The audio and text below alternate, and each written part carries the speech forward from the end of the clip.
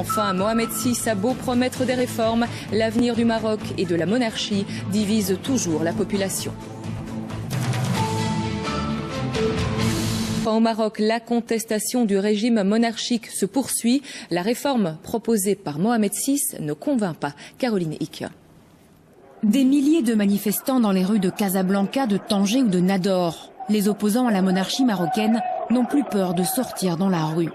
Rassemblés au sein du mouvement du 20 février, date de la première grande manifestation au Maroc, ils sont venus dire non à la réforme de la Constitution proposée par Mohamed VI.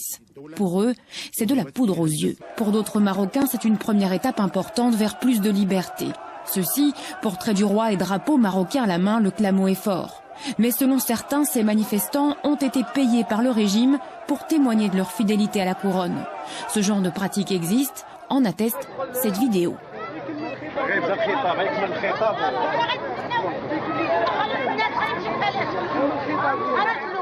Dans le journal de 13h, notre correspondant à Rabat témoignait également de violences hier soir.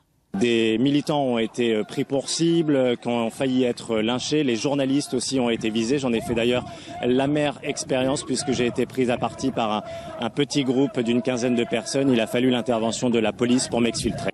Selon le mouvement du 20 février, avec ce genre de pratique, le pouvoir recourt à ce qu'il dit vouloir combattre, la corruption.